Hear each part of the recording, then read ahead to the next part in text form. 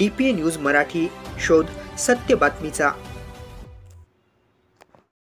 सहाय्यक आयुक्त अन्न प्रशासन विभाग यांना दिले ग्राहक पंचायतीने निवेदन।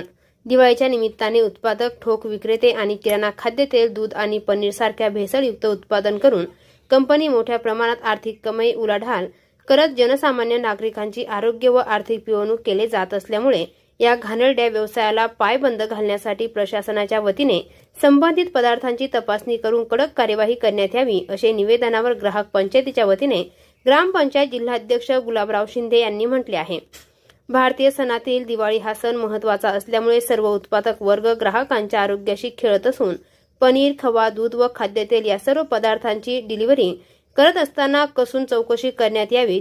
त्याचबरोबर किराणा दुकानातील व्यापारी एक्सपायर्ड तारीख डेट नसलेले पदार्थ विकण्यामध्ये मशगूल असतात, त्यामुळे ग्राहकांनीही जागरूक राहून खाद्यतेल बरोबर इतरही पदार्थ चौकशी करून घ्यावेत असे विधी निवेदनात जिल्हा उपाध्यक्ष सोपानराव टोले, जिल्हा कोषाध्यक्ष मधुकर मुळे, अब्दुल रहीम, लक्ष्मण पवार यांनी स्वाक्षरीनिशी कळविले आहे।